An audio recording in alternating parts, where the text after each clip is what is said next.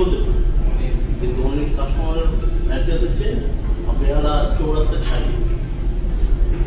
কাস্টমারের না, customer location না দিলে তো কেউ আপডেট করে না। এরকম আমার যেটা হয়েছে, কাস্টমার লোকেশন দেখাচ্ছে, ফোনে দেখাচ্ছে যে লোকেশন দিচ্ছে, কিন্তু ম্যাপে কোনো কারণে ভুল হচ্ছে, ডবল লোকেশন। এরকম হয়, এমনি দেখবেন না বাইক ট্যাক্সিতে লেখা আছে গড়িয়া কিন্তু পিকআপ লোকেশন সল্টে, এরকম কেস লেখা আছে গড়িয়া ঢালাই প্লেস লেখা আছে কিন্তু পিকআপ লোকেশন সল্টে। স্যার কোথায় যাবেন সেটা বলতে আমি যাবো গড়িয়াতে, বলছে আপনার দুটোই গড়িয়া দেখাচ্ছে কিন্তু লোকেশন ঠিক নিয়েছে, লোকেশনটা ঠিক নিয়েছে কিন্তু লিখে দিলাম কি ভুল।